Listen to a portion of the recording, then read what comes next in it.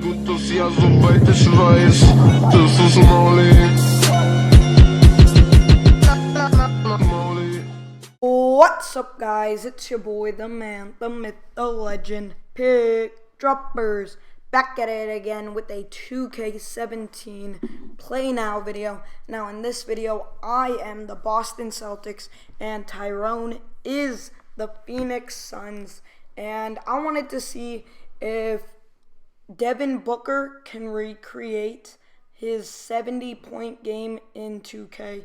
Now, this is definitely going to be a hard challenge, especially since I can double team him if I want to, and I can do whatever I want because he is only allowed to shoot with him. So this is definitely going to be a very interesting game. The Celtics are definitely one of the best teams in the NBA, and I was really surprised when this happened. 70 points, I don't care what team you're playing, is amazing. Obviously, Avery Bradley did not play, so that was huge. That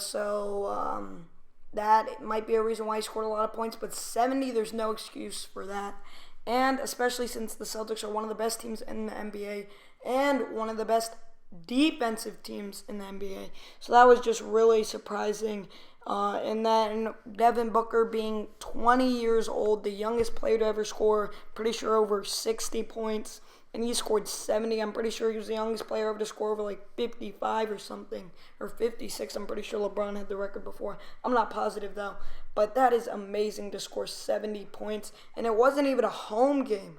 Now, obviously, that doesn't play too much into factor. But, home team, it's easier because you don't have the crowd going against you. Even though Boston fans were in support of Devin Booker late in the game, mainly because the game was out of hand. And the fact that the Suns lost when one of their players scored 70 points is just amazing to me. Obviously, the Suns are tanking. It's so obvious to tell.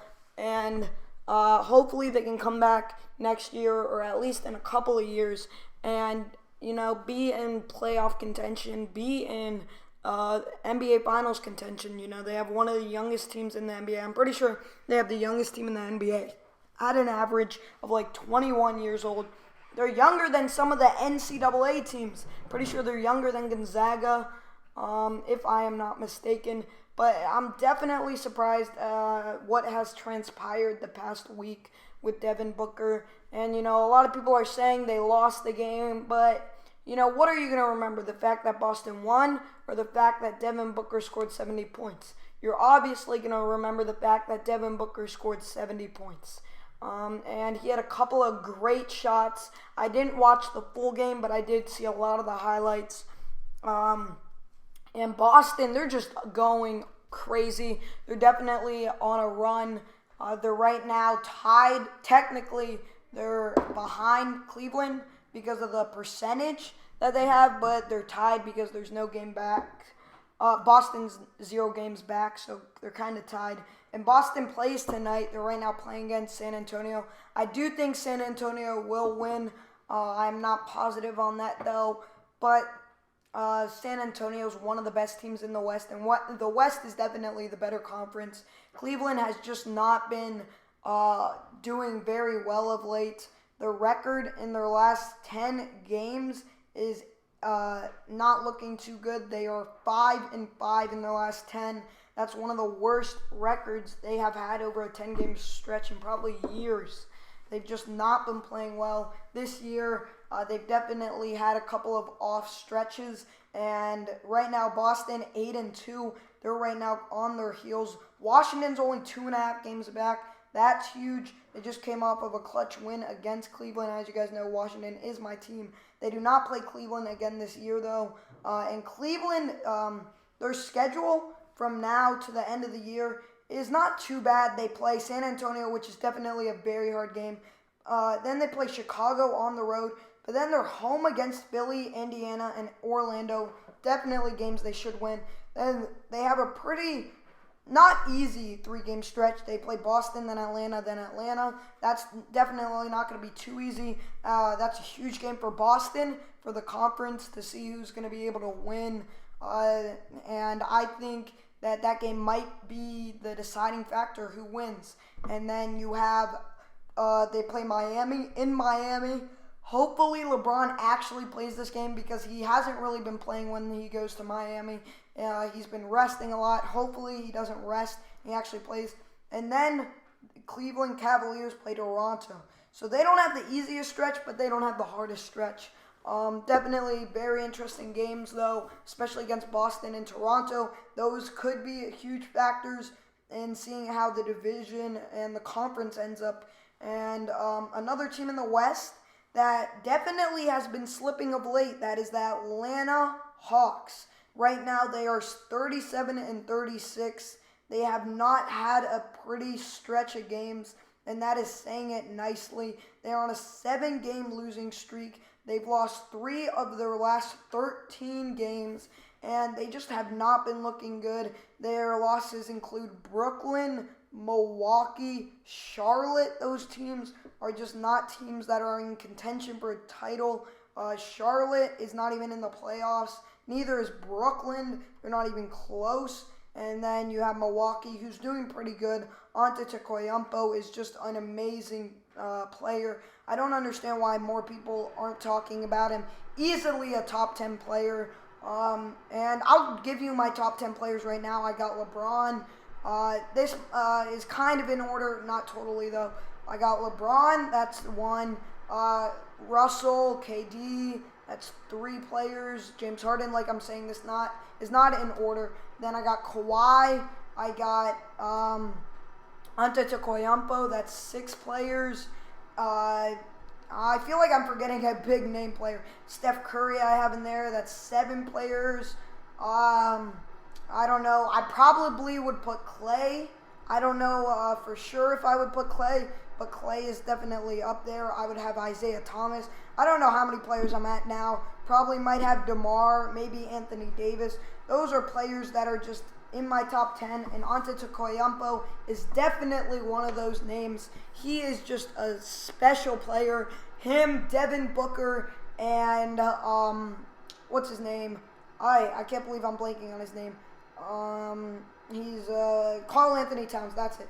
Those 3 players are going to be the face of the league these upcoming years, and I'm definitely excited to see what they're going to be able to do, especially once, some of the older players exit the league, and so it's definitely going to be interesting to see what happens. Another big thing this year is if Dirk Nowitzki is going to be a first ballot Hall of Famer. Is he going to make the Hall of Fame? I definitely think he's going to be in the Hall of Fame, but I do not think he deserves to be a first ballot Hall of Famer. I think a player that deserves to be a first ballot Hall of Famer is one that is considered the best player in the league, at least for 1 year. And Dirk Nowitzki, obviously LeBron's been in the league, so that's kind of unfair. He's also been in the league with Kobe. Those have always been the top players. And I just never have thought of Dirk as a top player in the league. I've always thought of him to be one of the top 10 players, maybe even top 5 some years, especially when they won the title. He was definitely a top 5 player in his prime. But I do not think he was that good of a play. I don't think he was like a top 2 or 3 player when he was just playing every single year, even in his prime. So I do not think he should be first ballot, but I definitely think he should be a Hall of Famer. He definitely had some years where he was playing in games where he was so hard to stop. His fadeaway jumper, his jump shots are just always on fire. He always makes them. He is just such a good player, and so I definitely think he should be in the Hall of Fame. If he doesn't make it, that is just disrespectful to him. He's definitely one of the best players in the NBA, and he's going on strong this year. He hasn't even been showing too many signs of slowing down right now. He is just on fire for the Dallas Mavericks, and they were definitely a lucky organization for picking him up, and he has just been a just fabulous player for them coming from Germany. And he is right now averaging 14.3 points per game. Just let that sit in. In the prime of his career, he was averaging around 25, 26 points per game. His field goal percentage almost always near 50%. Just think about that, 50%. He has been so consistent. He has not played less than 75 games in his career, except for his first and last year.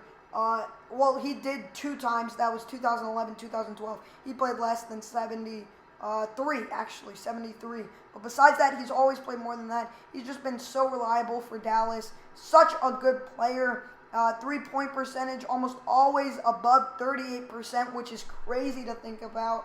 His free throw percentage, he's one of the best free throw shooters in the NBA, has been over 85% every single year except for his first 2 years, I'm pretty sure. He is just a very good player. Great rebounder for the team. He has never gotten 10 rebounds, but he always flirts with around 8 to 9 rebounds. Gets his assist here and there, not too many, but definitely a very good player for the organization. Definitely a huge pickup for the Mavericks when they drafted him, and he's been going on for 19 seasons since 1998. And he's just reliable, and he should definitely make the Hall of Fame. He averages, even now, in his 19th season, he is averaging 26 minutes a game.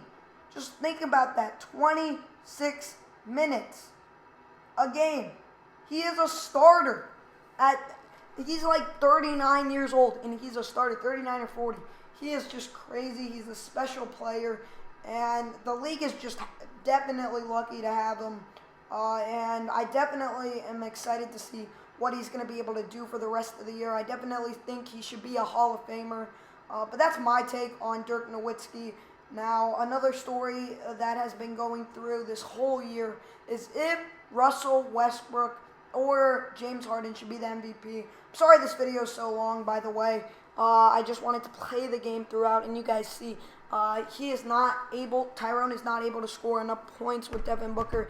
It's just so hard when you're just able to score with one player. We actually had a $2 bet on this. He thought he would be able to win, but I just am so bad. I'm surprised I've given up this many points. I'm just so bad at 2K. But let me talk about the MVP race. Now, my opinion on the MVP race, I think every single year James Harden should win. Or not James Harden, LeBron James. I'm sorry. LeBron James, I feel like every year he should win the MVP. I mean, he is just such a good player. He's always the most valuable player, and he should just always win the MVP race. But, obviously they're not going to have that happen, just like MJ didn't win it every year when he definitely should have. Because if you ask anybody in the NBA who was the best player, they would all say LeBron James if they had any mind or any brain. And so I just feel like he should win it, but obviously he's not. So I have it between James Harden, Russell Westbrook, and Kawhi Leonard. Now, Kawhi Leonard comes in at my number 3 spot. A lot of people don't have him up there, but he is just coming under the radar, and I don't understand how more people aren't talking about him. His defensive presence is huge, and that is just so underrated in the NBA because there's not really a huge stat for that. And so I feel like some people discredit him and stuff. He is just such a clutch player. And if there's one player that I want on the free throw line in the end of the game, it's Kawhi Leonard. Even though he doesn't have the best free throw percentage, he has such a good free throw percentage, and he has just come in the clutch so many times. He's just such a clutch player. And if you think about San Antonio, he's really the only star player on that team. I guess you could say LaMarcus Aldridge. He's definitely a good player. And then Manu, he's kind of in the tail end of his career. Pau Gasol, he's definitely a good player, but not as good as Kawhi Leonard. He is just such a good player, and the defensive ability that he brings to the game, he can shut down a point guard, a shooting guard, a forward, a center. He can just guard anybody, guards, centers, forwards. It doesn't matter to him. He can lock down LeBron James when he needs to. Now, obviously, LeBron will get his points here and there, but he can definitely slow him down and make LeBron's game harder. Make him have to think more, make him have to do more stuff. And that's my opinion on Kawhi Leonard. But I just feel like he's not having the season Russell and Harden are having. Now, in my opinion, I feel like you have to give the MVP award to Russell Westbrook. I feel like taking James Harden off the Rockets, sure, the Rockets would not be where they are, but I still feel like the Rockets would definitely be one of the top 8 teams in the NBA, so they would be in the playoffs without James Harden. Now, I might be wrong, but take Russell Westbrook off of the Thunder, and the Thunder might be right now trying to choose who they want as the number 1 pick. Yes, I said that. They would be worse than the Brooklyn Nets. And the Brooklyn Nets are most likely going to be the worst team in the NBA. I mean, they just have a mess. They don't have any star players at all. They're right now 5 games behind the Lakers for the worst seed in the NBA. And there's only 9 games to go, most likely, for both teams. And so it's just sad for Brooklyn that they're just playing so bad. But I just feel like take Russell Westbrook off of the Thunder, and they're just not going to be any good at all. They're in the lottery for sure, and they're nowhere close to the playoffs. And Russell's right now averaging a triple-double, and most likely he has a better chance of getting a triple-double than not. I'm pretty sure it was like 97% or something crazy like that. So most likely he's going to end the season on a triple-double. Most likely he's going to average 31, 10.5, and 10.5. Something around those numbers. That's right now what he's averaging. And he is just a crazy player. He brings his full intensity. And I feel like James Harden has Patrick Beverley, who is a very good player. But Russell also has Taj Gibson, who's also a good player. I just feel like having Patrick Beverley is way better than having Taj Gibson. And even though Houston has beaten the Thunder 3 times and Thunder have only beat the Rockets once, I feel like that is because James Harden just has the better personnel. Eric Gordon's a very good player, same as Ariza. Ariza is a very good player, shot 9 of 11 against OKC. Now, Beverly only played 28 minutes and got 0 points. But his defense is just so good, and the tenacity he brings to the game is just big, so big for the Rockets. And I feel like the Thunder have nobody like that on their team. And I just think that Russell should win the MVP. Now, a lot of people are talking about how Russell is averaging a triple-double and his crazy numbers, and same as Harden. But people don't understand that LeBron James is almost averaging near a triple-double also. He's probably going to end this season 26, 9, and 8.5. That is just crazy.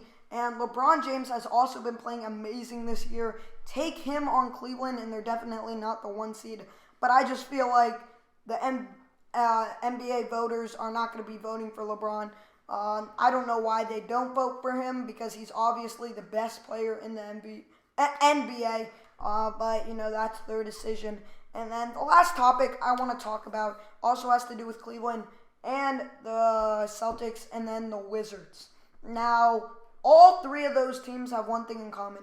They're all 3 going to be playing for the number 1 seed.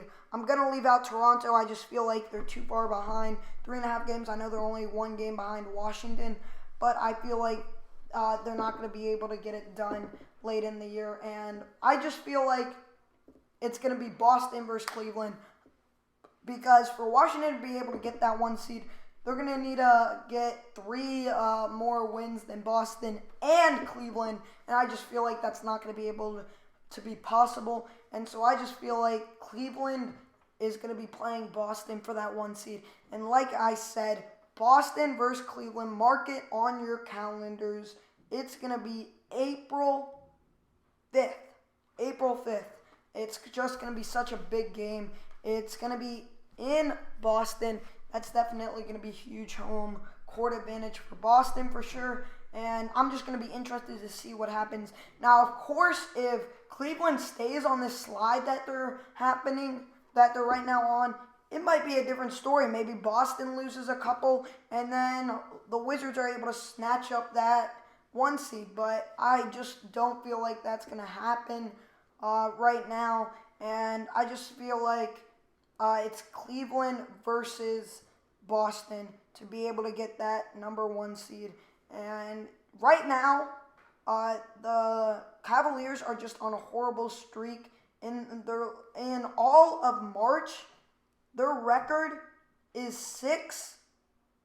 6-9. Or 6-8, sorry. 6-8. That is horrible. That is just horrible, especially for the number 1 seed. But they played so well at the start of the year and had so much of an advantage that they still have the number 1 seed. It's just crazy. They've already clinched their division, which is also crazy. They're right now a total of 10.5 games up in their division. That is just crazy. Washington most likely is going to be the next team to clinch their division. They only need one more win, I'm pretty sure, because Atlanta is just not doing anything. Sadly, Boston has Toronto in their division, so they're not going to be clinching it for a long time. And then Golden State's already clinched theirs. They clinched theirs a while ago. They're 16 games ahead of the Clippers. And right now, I just want to see what happens in the playoffs with a couple of teams, Houston being one of them. James Harden, first year really contending for the NBA Finals. Then you got OKC. I want to see how Russell's going to be able to do in the playoffs.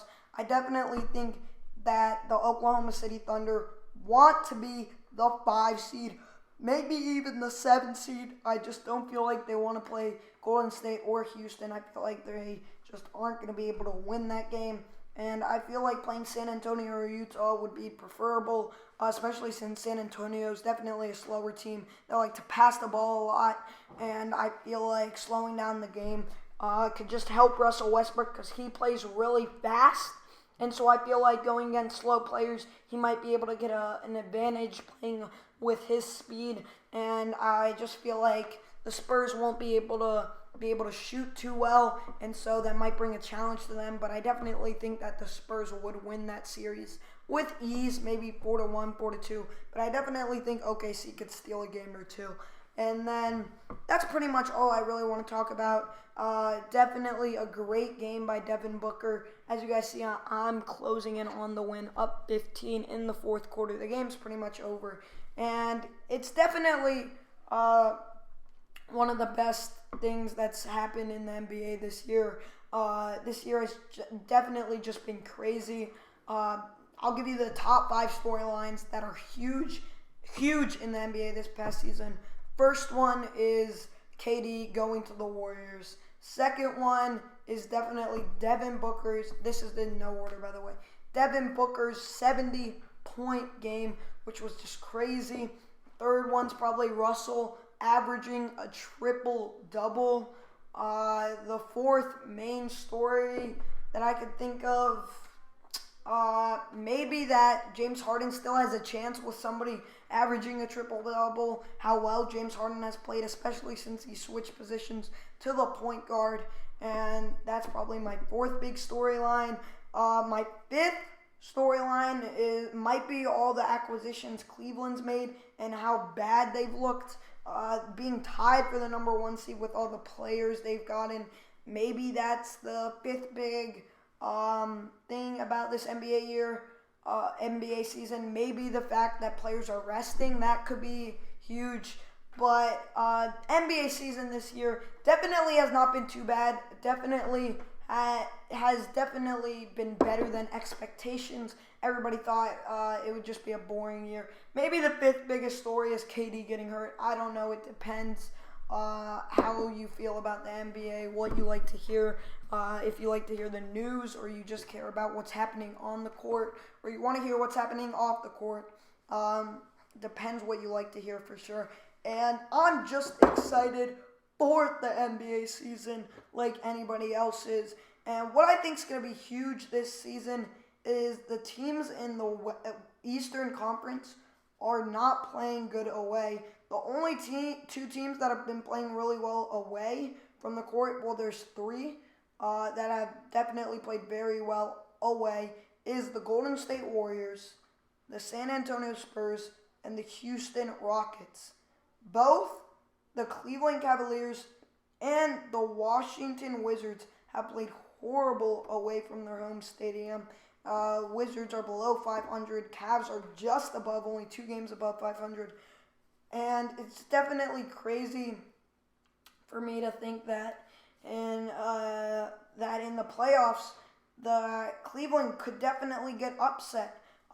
First round, most likely they'll play either Miami or Chicago. In Miami, LeBron would have to play against his former team. Now, this is dependent on Cleveland being the number 1 seed, but that would mean that Cleveland would have to go back to Miami. And then if Chicago was able to sneak in, then he would have to play against Dwayne Wade.